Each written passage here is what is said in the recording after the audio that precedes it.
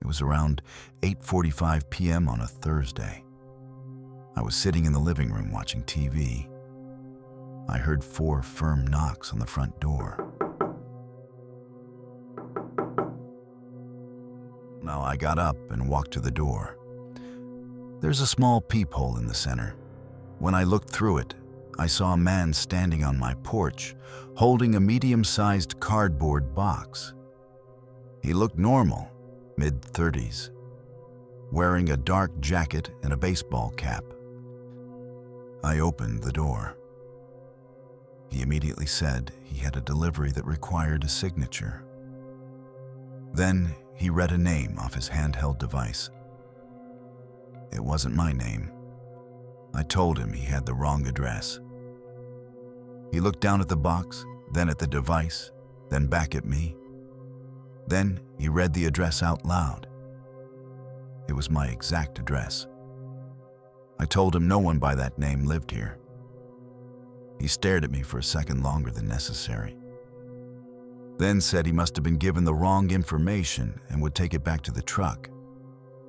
I watched him walk down my driveway, but there was no truck, no van. He walked past my mailbox, turned the corner, and disappeared. That's when it felt slightly off. The next night, at almost the exact same time, there were 3 knocks again.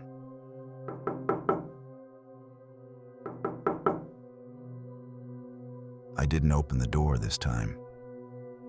I went straight to the peephole. Same man, same jacket, same box.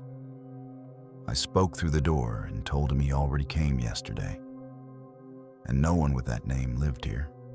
Then he said he just needed a signature, and the system showed the package had to be delivered tonight.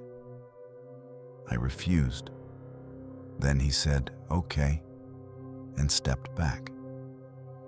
But he didn't leave immediately. He stood there at the edge of the porch, looking at the house. On the 3rd night, no knock. I actually felt relieved. I thought maybe it was over. But on the 4th night, around 9 p.m., while I was in the kitchen, I heard 4 knocks. Not on the front door, on the side of the house, near the dining room window.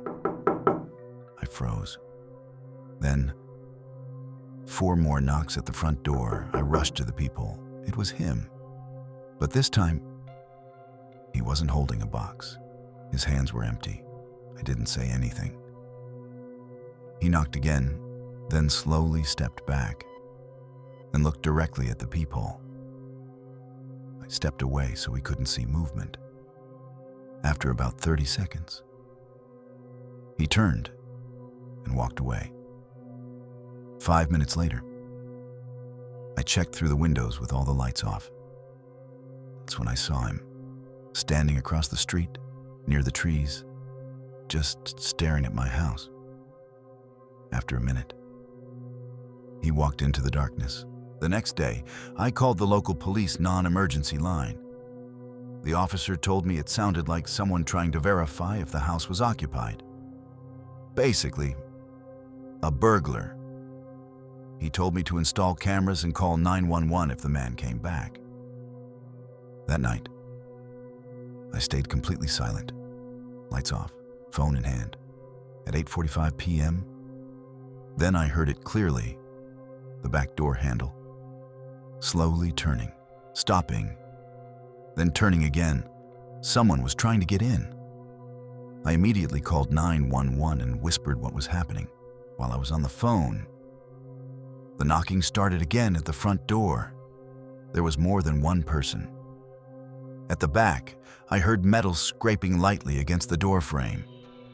They were trying to pry it open. Then suddenly, everything stopped, completely silent. I stayed on the phone until the police arrived. By the time the police finally arrived, the man was already gone. The officer listened carefully to everything I told him, then made a decision. He said he'd stay the next night, right inside my house, waiting, watching.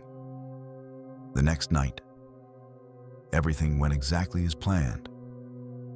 At around the same time, the knocks came again. 4 slow knocks, then 4 more, silence. Moments later, the back door handle started moving, but this time, he wasn't alone.